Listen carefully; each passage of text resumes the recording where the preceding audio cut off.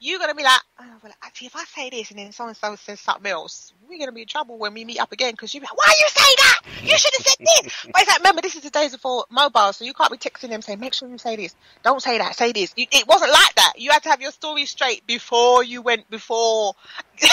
Exactly. Before you went and talked to that said parent, you better know what you're going to say. And you can't, if you start, once they crack you, if you're lying, they're going to crack you easy. Yeah. If you tell the truth, you might be able to slide. Well, because they'll always try and, say, well, I thought you said so-and-so, when they know you didn't say that, but they try and trip you up and all that. Yeah, because they remember it. Oh, God, I remember another time I came home. No, but see, I wasn't, I didn't do anything that night. I think I went out, I was singing, and I just told her that I wasn't going to come home when she wanted me to come home. But I was performing, and she knew that sort of thing, because I'd invited her, and I don't think she wanted to come, so she can't give me grief for that. But when she sent her daughter to come and get me, I just told her, listen, I'm not finished, I'm not coming home yet. So when I got back, my first mother was sitting there in the dark looking at me, waiting for me to go. And I remember she nearly gave me a heart attack. Have you ever had somebody sitting down there in pitch black? Yep. Waiting on... Oh, my God. That's what they do. She used to sit there in the dark, though. She didn't sit there with a light on.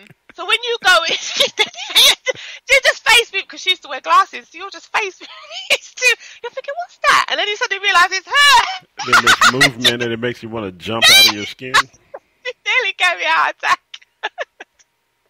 I just thought, oh my God, I can't be, oh jeez, man. But honestly, people, we have to say this. Obviously, there's nothing wrong with aspiring to have nice things in life and live in luxury and all that. But as this woman was, demonstrating, she's thinking, look, you guys are putting priorities wrong, because you're supposed to be giving me money to help out around the house, and you've gone and spent how much hundreds on a pair of shoes, which she's thinking you probably ain't even going to wear. So she was best pleased, or maybe they'll wear it once and then it will be consigned to the bottom of the wardrobe while they're happy after something else. So she wasn't best pleased. That's putting it mildly. So we're sharing, people. At Ask-Avani-Show, you can go watch these videos and look at these articles. Yes, share, comment, enjoy. Because today it's just going to be a lot of laughing, a lot of reminiscing as well, because I'm sure the experiences you had with your parents, as you were growing up. And as I said, I grew up in care, but I still had these experiences to a degree, because, teenagers are teenagers, and we're going to do what we're going to do. We want to go out. We don't want to be indoors, and you want to explore the world and find out what's going on. So, and there's nothing wrong with that either. That's the thing people need to understand. Everyone needs to grow up and experience things. Oh. You're never going to be able to get away from a teenager wanting to go out, experience things, having friends, getting into trouble, doing things they shouldn't do. It's all part of life, isn't it? Experiences, because we've done it, and then I'm sure when you have your kids, you realise, okay, yeah, this is the time where they're going to start wanting to give me grief, the same way that maybe I may have given my parent or parents grief, Well, and that's the thing about when you're younger, you have no real thought process of what your parents are feeling at the time. You're out enjoying yourself, and in most cases, in most cases, I really wasn't doing anything dangerous to the extent to where my life was in danger. Yeah. I wasn't hanging out with people that were, robbing grocery stores and sticking people up. And so when I did my minor things, I didn't really think that it was, I wasn't doing anything of major consequence. Illegal things, especially, I definitely wasn't doing. No. But I wasn't thinking about how my parents were or what they were thinking. Uh-huh. And so now that I have a son who is in college, I'm thinking, wow, man. What was... It's my turn. It's like, this is my turn now. It's that is exactly right. So I have to calm myself down. I have to give him his room, because he needs to have his room to make mistakes. But I laugh at it now, but I worry about sometimes if I don't hear from him at certain times of night. And it's a whole different thing, as you know, also. Being a person of color, we have other obstacles in our way because of how people treat us. And so those things also enter into my mind as to, I hope he's being safe, and I know he may be safe, but then somebody else may not be, thinking, having him in the right frame, I guess is what I'm trying to say. He's thought, they're not thinking about his safety, isn't it? So he has to Right. think about himself. You know what they say? It's, you don't want your child to be like a follower to the point where they do everything that their friends are doing and they don't think about the consequences and they don't think, okay, let me just try and, even though that might be my friend, I ain't trying to be following them like the Pied Piper and just doing everything they say to do. And, if they say jump off a bridge, am I really going to just do it without thinking? Come on, you want to bring up your kids so that they have a, thought process for themselves, isn't it? So they think about things. And I did that. With my boys to a stubborn extent. My sons are really not pliable, and you really can't. And I knock on everything, wood and everything else in the house wooden. Wood and everything else in the house wooden. What sense did that makes sense. Yeah, whatever. I don't know. I meant my desk and everything else wooden. But they really and it's not to a fault, but they to a position sometimes where it drives me crazy. They both are very, very stubborn. Oh yeah, well that's kids. But you good though. You're bringing them up to know that, to have a mind of their own and to have their own thought process. So that's good. Well, if you had friends, and then we're going into a break, and I'm sure because everybody does. When a friend brought something to you as a situation or an occurrence or something to do or something to eat, drink, or whatever, what was your thought process? Did they know not to bring certain things to you because they knew you weren't the one to be bringing it to? Oh, they would always try. Because, friends, people don't like doing that on alone, right. innit? So they're always going to try and drag you into it like, that's my friend, please come with me, do this. But they know that if I tell you I ain't doing it, if I've told you no, that's it. So you can keep asking, but you're gonna be on your own with it. If I've said nah, then it's nah. You're either gonna have to do it on your own, or you're gonna have to find someone else to do that with you. Because if I tell you I ain't down for that, sorry, I ain't helping you there. Can't help you. And quit asking. Yeah, quit asking. I mean, some people, they think, okay, if I leave her alone, because sometimes, depending on what it is, if you leave me alone, I might change my mind. I might. I ain't saying yes, but usually, depending when it was coming to certain things that they want to do, it's like, you know what, no, I ain't even going to mess with you. I just ain't even going to do it. So I think you should just keep it moving. Don't ask me again. But they will try, because obviously they want an accomplice, innit? They don't want to do nothing by themselves. And who wants to do most things by themselves? So. Well, and that's the thing about when you're growing up, you really do. It's a group mentality. I won't say gang. Yeah. It's a group mentality, and it's fun. Those people that are by themselves, a lot of times there are reasons. Sometimes they have to be by themselves. Some people are not as sociable as some people. One of my sons is more sociable than the other son is, and so. But it's not anything wrong with it.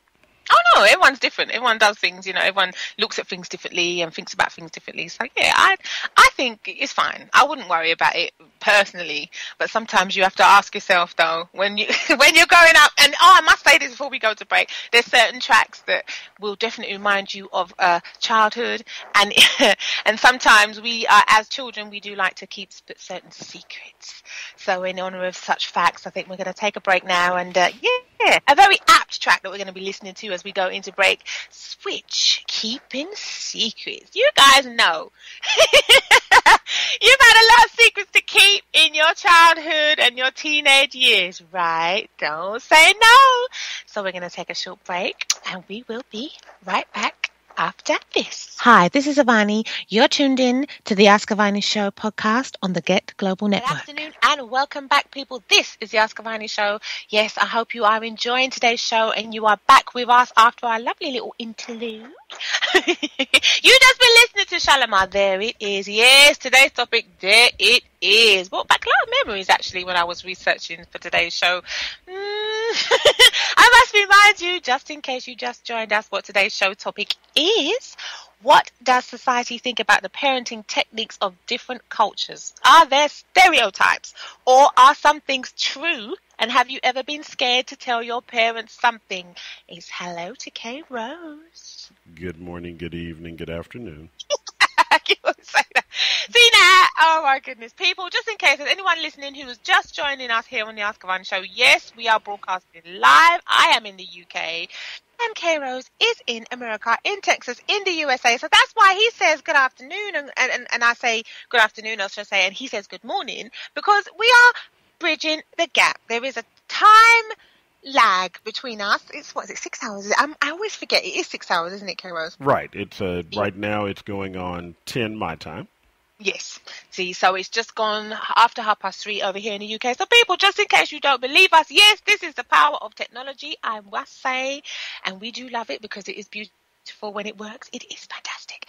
So when yes. It works. Let me interrupt you one time. When it works, okay? We do have some hiccups from time to time, but yes, technology does like to glitch. But no, touch wood, so far today, we have had a beautiful time with our technology. And I just wanted to reiterate that we are broadcasting live. So people, I know you're enjoying today's show. And I'm sure it's bringing back memories for you too, because there were some things that I found online. And this is another one, K-Rose, that, again, this is another one that when I saw this, I died. And I'm sure I sent this to you. This is linked to K-Rose. I sent this to you. Oh, my God. All I have to say is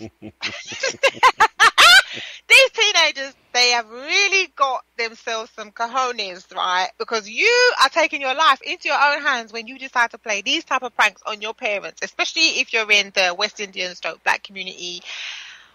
And in this case, there was an Afghan father who just went ballistic on his child. Oh, my God. Basically, the prank was that the kids, these teenage sons, decided to tell their parents that they'd got someone pregnant. Now, in itself, that's not even funny, right? But when you decide to prank it, because they were pretending that that was true, if you see the reactions of the parents, oh my God, I nearly died laughing. Again, another one that I had to watch.